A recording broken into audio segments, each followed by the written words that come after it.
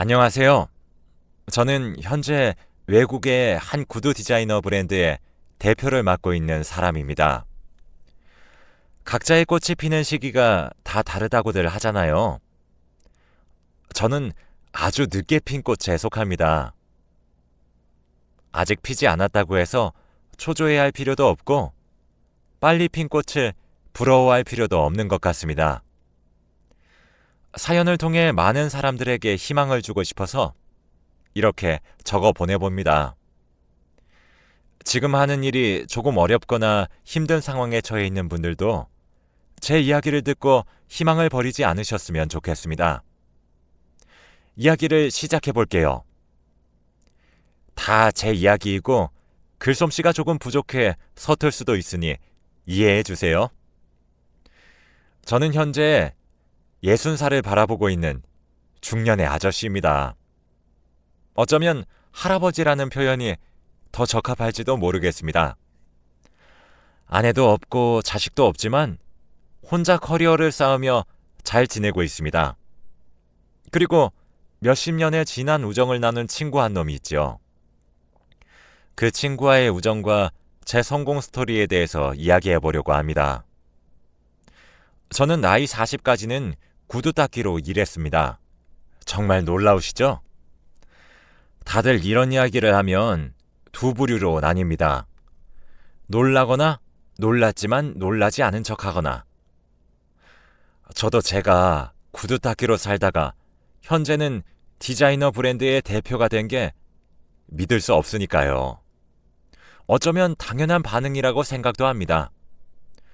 어떻게 구두 닦기로 살다가 한 브랜드의 대표가 되었는지 신기하고도 감동적인 제 스토리를 들려드리겠습니다. 우선 저는 갑작스럽게 부모님을 여의고 고아로 자라왔습니다. 학창시절 갑자기 사고로 부모님께서 돌아가신 이후 많이 방황했었습니다.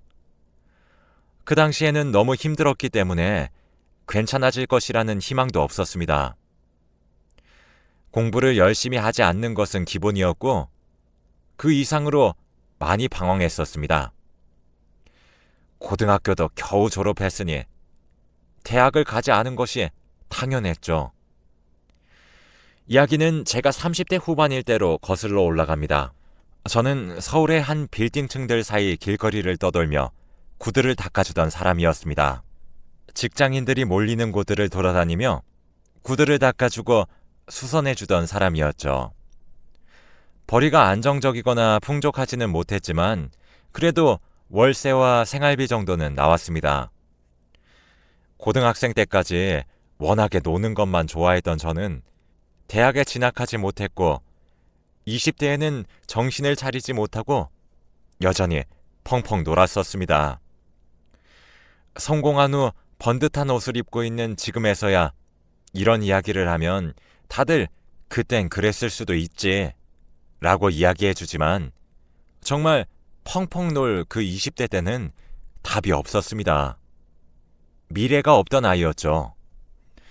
그러다 문득 정신을 차렸는데 주변 친구들은 모두 번듯한 직장을 가지고 있더라고요. 다들 놀면서도 본인 할 것들을 다 잘했던 것이죠. 저는 나이 30살이 되었지만 할 수 있는 것들이 너무 없었습니다. 그렇다고 당장 공부를 하거나 회사에 들어갈 준비를 하기엔 너무 막막했지요. 가게를 구할 돈도 없었고요.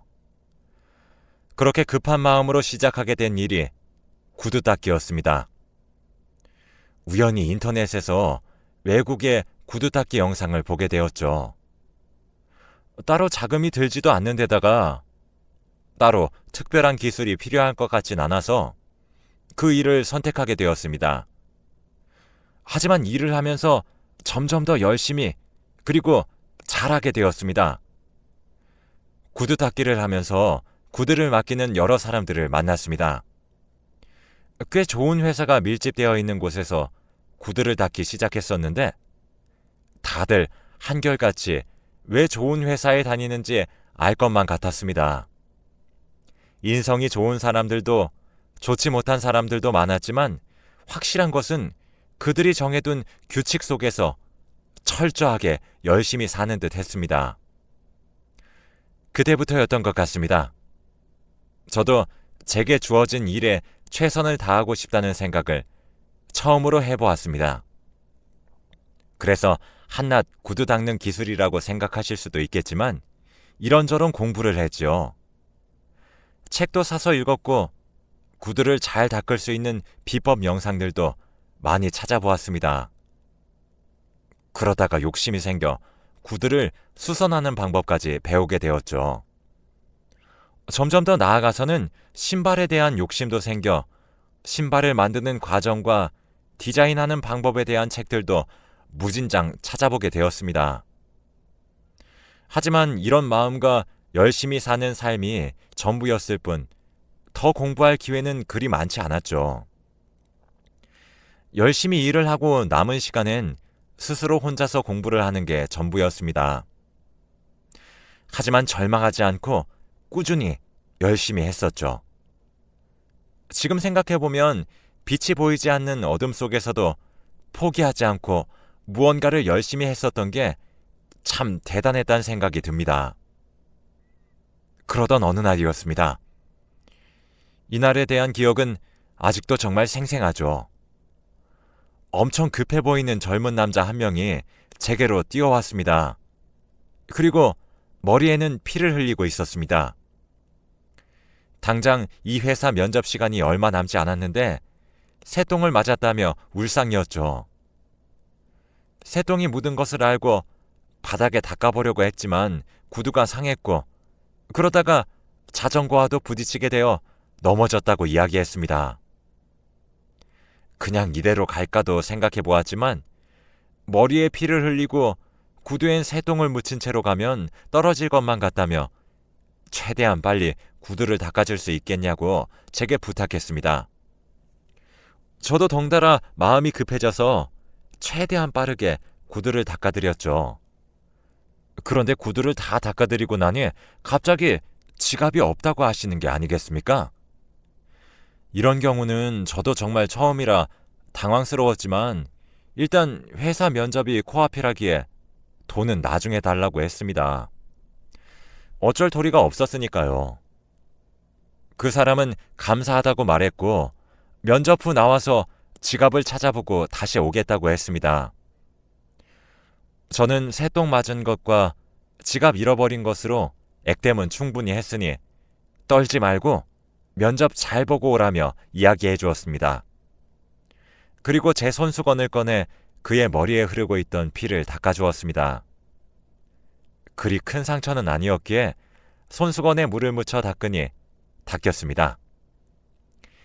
이리저리 굴러다니며 불안해 보이는 그의 눈동자를 보고 침착하게 잘하고 오라 했죠. 선해 보이는 그 청년을 응원하고 싶은 마음에서 한마디 던졌던 것 같은데 하도 오래전의 일이라 아주 정확히 구체적으로는 생각이 나지 않았습니다. 그리고 몇 시간이 지나지 않아 그 청년이 정말 다시 저를 찾아왔습니다. 바지 주머니에도 외투 주머니에도 가방 앞쪽 주머니에도 없던 지갑이 들고 있던 쇼핑백에 있었다고 하면서 결제를 하겠다고 했습니다. 그리고 제가 해줬던 응원이 참 큰 힘이 됐다고 이야기해 주었죠. 믿기지 않겠지만 며칠 전 부모님 두 분을 사고로 여의었다고 했습니다. 갑자기 깊은 이야기를 꺼내놓은 그였습니다. 부모님 지원을 받으며 준비하던 공무원 시험을 관두고 급히 돈을 벌기 위해 취업을 하려고 한다고 했고 그래서 서울로 올라오게 됐다고 했죠.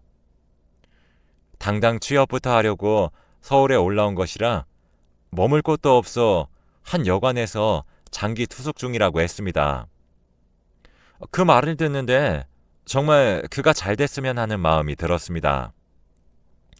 그래서 우리 집도 너무 좁고 부족하지만 여관보다 낫다며 와서 지내도 된다고 했죠. 처음에는 한사코 거절하더니 취업하고 첫 월급 받을 때까지만 신세를 지고 싶다고 했습니다. 저는 얼마든지 괜찮다고 했죠. 구두를 닦아주며 만나게 된 인연치고는 꽤 깊게 발전을 한 것이죠. 그렇게 그 청년과의 동거가 시작되었습니다. 다행히도 그 청년은 제가 구두를 닦아줬던 날 보았던 면접에 최종 합격되어 회사에 나갈 수 있게 되었습니다. 그 친구는 일찍 회사에 나갔고 저는 그보다도 더 일찍 구두를 닦으러 나갔죠. 그리고 퇴근할 때쯤 만나 맥주를 한 잔씩 하고 집에 같이 들어왔습니다. 저희 집이 성인 남성 2명이 살기엔 넓진 않았지만 또 살다 보니 사라지더라고요. 저도 외로운 서울살이에 마음 나눌 친구가 생겨서 참 좋았습니다. 저희는 돈이 많지는 않았지만 그래도 서로에게 주어진 것들에 행복해하며 지냈습니다. 지금 돌이켜봐도 친구와 함께 단칸방에서 월세살이를 할 때가 가장 즐거웠던 것 같네요. 친구는 자꾸만 월세를 같이 내자고 했지만 저는 친구에게 월세를 받지 않았습니다. 회사 생활 짬 좀 차고 여유 생기면 그때 갚으라고 이야기했죠. 신기했지만 구두 손님과 구두 닦기로 만난 인연치고 정말 소중했습니다. 그렇게 저희는 20, 30대 내내 좋은 친구 사이로 지냈습니다. 그런데 여기서 제 친구의 이야기가 조금 재미있죠. 친구는 회사를 잘 다니다가 이사님의 눈에 들어 예쁨을 받게 되었습니다. 그리고 이사님이 퇴직하시며 새로운 회사를 차리셨는데 그때 제 친구가 한 자리를 꿰차게 됩니다. 큰 회사를 때려치고 나온다는 것에 대한 두려움보다는 본인을 이끌어주고 믿어줬던 이사님에 대한 의리가 더 컸다고 이야기해 주었습니다. 확고하게 말하는 그 눈빛을 보며 제가 친구에게 넌 뭘 해도 될 거야 라고 말했던 게 아직도 생생하게 기억이 납니다. 그리고 친구는 정말 뭘 해도 되는 사람이 되었죠. 이사님으로부터 그 회사를 물려받게 된 제 친구는 40대라는 젊은 나이에 회사의 대표가 되었습니다. 그리 작지 않은 회사였습니다. 업계에서 인정을 받아 성장하고 있는 회사였고 실제로 친구가 대표가 된 후 더 성장하게 되어 회사의 규모도 꽤 커졌습니다. 친구의 성공 스토리는 이미 그럴듯하게 포장되어 책으로도 출간되었고 이제 막 꿈을 펼치려는 청년들 사이에서 감동 스토리로 퍼지게 되었습니다. 저도 배가 아프거나 마냥 부럽기보단 제 친구가 참 자랑스러웠습니다. 다시 저의 이야기로 돌아와 볼게요. 저는 여전히 구두 닦기, 구두를 수선해주는 사람으로서의 삶을 성실하게 살고 있었습니다. 지겹다고 느껴지는 순간들도 많았지만 그래도 행복했어요. 제가 구두를 닦아주면 깨끗해진 구두를 바라보며 행복해하는 사람들을 볼 수 있었고 세상에 작은 도움을 주고 살아간다는 느낌이 참 좋았습니다. 그러던 어느 날 회사 대표가 된 친구가 이런 말을 해왔습니다. 이젠 자기가 도와줄 테니 저도 하고 싶은 걸 해보라고요. 이게 무슨 뚱딴지 같은 소리냐고 반문했습니다. 그러자 그런 말을 하더라고요. 본인이 그 면접날 저를 만나지 않았더라면 지금의 자기도 없었을 거라고요. 새똥을 맞아 심란해하던 본인에게 힘을 줬던 것도 저였고 여관에 머물며 하루하루 불안하던 본인에게 집을 내줬던 것도 저라면서요. 그러면서 이제는 늦었지만 자기가 그 은혜를 갚고 싶으니 하고 싶은 걸 다 하라고 했습니다. 정말 눈물 나는 우정이었죠. 저는 그 친구의 말을 듣고 꽤 진지하게 한참을 고민했습니다. 40대 남자들은 결혼을 하고 아이를 낳고 안정적인 직장을 다닐 만한 나이에 나는 무엇에 도전해도 될까? 도전한다면 무엇을 하는 게 좋을까? 라는 고민을 했죠. 심각하게 고민을 거듭할수록 답은 나오지 않고 마음은 더 심란해져 갔습니다. 하고 싶은 게 없었기 때문에 심란했던 것이 아니라 너무 오래전부터 하고 싶었던 게 확고했기 때문에 심란했었던 것 같습니다. 과연 내가 그것에 도전해도 될까라는 생각이 강렬했기 때문이죠. 하지만 저는 주어진 기회를 날리지 않기로 마음을 먹었고 친구에게 도움을 받아 오래 꿈꿔왔던 꿈에 도전을 하기로 결정했습니다. 그래서 무작정 파리로 떠났습니다. 정말 나이 42세에 충동적이고 무모할 수 있는 결정이었죠. 지금까지 벌어둔 돈이 얼마 되지 않았기 때문에 모아둔 돈도 거의 없었지만 탈탈 털어 파리행 비행기를 끊었습니다. 그리고 파리에서의 생활비와 패션을 공부하는 데 들어갈 돈들은 무한으로 제 친구가 지원해 주기로 했습니다. 처음엔 너무 미안하고 말도 안 되는 일이라 여겼기에 거절했지만 친구의 감사 인사와 부탁을 듣고 나니까 이번에 신세 조금 지고 더 좋은 사람이 되어서 보답하자는 마음이 들더라고요. 그래서 파리로 가서 신발을 배우게 된 것이었습니다. 파리에서의 삶은 생각보다 훨씬 더 힘들었습니다. 일단 물도 음식도 제게 맞지 않았습니다. 토종 한국인인 제가 파리와 잘 맞는 것은 단 하나도 없었던 것 같네요. 일단 언어의 장벽을 넘는 것이 가장 힘들었습니다. 하지만 하루빨리 학교에 입학해야 했고 이런저런 여러 가지 것들을 따질 여유가 없었습니다. 당장 빨리 적응해야만 했고 생존해야 했습니다. 그렇게 저는 4개월간의 언어 공부 끝에 파리의 한 패션 학원에 입학할 수 있었습니다. 4개월 동안 정말 급속도로 언어가 늘었고 저는 많이 노력했습니다. 그때의 4개월을 돌이켜보면 아직도 속으로 서러움이 밀려 들어올 만큼 괴롭습니다. 하지만 패션 학원을 다니게 된 이후부터는 정말 행복했습니다. 평생 구두를 닦아오며 혼자 공부했던 것들을 전문적으로 배울 수 있다는 기회가 너무나도 감사했고 또 소중했습니다. 그러던 어느 날 학원에서 하나의 과제를 내어주게 되었습니다. 패션쇼에 어울릴 만한 신발을 독창적으로 디자인하라는 과제였습니다. 쇼에도 어울려야 하고 독창적이기까지 해야 한다니 너무 어려웠습니다. 하지만 그 순간 문득 하나의 생각이 떠올랐습니다. 제가 닦아줬던 제 친구의 새똥 묻은 신발이 떠올랐죠. 지금까지 신발에 뭐가 묻어있는 듯한 디자인은 흔하게 본 적이 없는 것 같았습니다. 그래서 새똥이 묻은 디자인으로 신발을 만들어냈고 그 결과는 정말 폭발적이었습니다. 이름을 들으면 알만한 곳들에서 저에게 먼저 같이 작업을 하고 싶다는 연락이 왔고 학원의 선생님들도 다 저를 주목하셨습니다. 늦은 나이 40에 사람들로부터 칭찬을 받고 재능이 있다는 소리를 들으니 정말 믿기지가 않았지만 동시에 너무 황홀하기도 했습니다. 친구의 도움으로 학원 수업을 다 수료하게 되었고 학원 공부를 다 배울 무렵 저는 제 개인 브랜드를 가지게 됐죠. 많은 디자이너 분들과 함께 콜라보를 하며 제 디자인의 특성을 찾게 됐고 드디어 제 개인 브랜드를 런칭하는 데에까지 이르게 된 것입니다. 하지만 중간중간 고비도 많았습니다. 패션을 제대로 공부해 본 적이 없었다는 이유만으로 무시받는 일들도 많았습니다.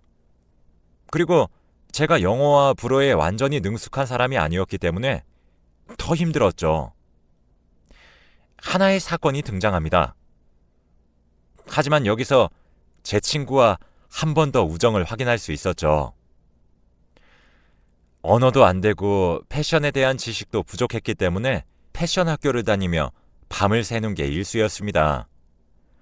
잠을 줄여야 그나마 따라갈 수 있었죠.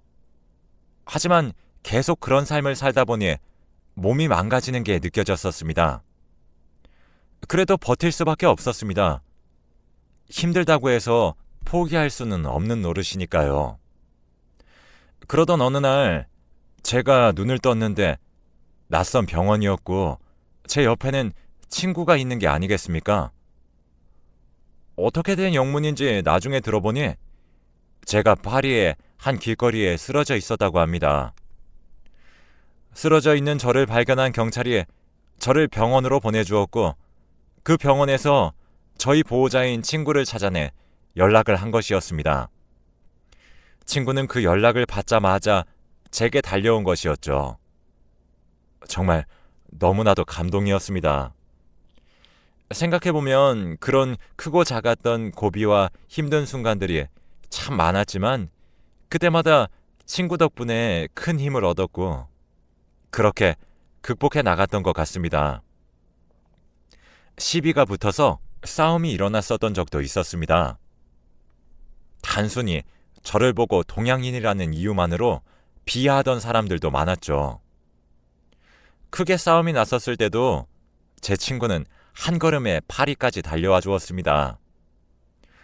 저를 무시하는 것은 괜찮았지만 제가 가지고 있는 열정과 가치관 그리고 조국에 대해 무시를 당하는 것은 정말 참기 힘들었습니다. 그렇게 싸움이 났을 때 제 친구가 변호사까지 데리고 파리에 와주었었죠. 이런 크고 작은 풍파들이 정말 많았습니다. 개인 브랜드를 들고 한국에 들어오기까지 정확히 5년의 시간이 걸렸네요. 한국에 돌아올 때 친구에게 선물해줄 신발을 직접 만들어 갔습니다. 지금의 저를 있게 해준 새똥 신발을 만들어 갔죠. 친구와 저를 이어준 새똥 신발 이야기를 하며 아직도 웃습니다. 친구가 유학생활 초반 보태준 돈에 비하면 아주 소소한 신발 한 켤레지만 앞으로 이 신발을 시작으로 많이 갚아 나가려고 합니다. 저는 정말 늦었다고만 생각했었습니다. 그때 절망에 빠져서 모든 것들을 다 포기했더라면 이런 성공도 없었겠죠. 포기하지 않고 매일 구두를 닦았던 과거의 저, 새똥 묻은 구두도 열심히 닦았던 과거의 저, 돈보다는 한 사람이 그저 면접을 잘 치르길 바랐던 마음의 저, 이런 과거의 제 모습들이 합쳐져 오늘날의 저를 만들어준 것 같습니다. 최근에 문득 어떤 한 학생이 제게 이렇게 묻더라고요. 성공할 것이라는 보장을 가지고 파리에 간 것이냐고요. 거기에 대해서 신중하게 생각해 보았지만 대답은 아니다였습니다.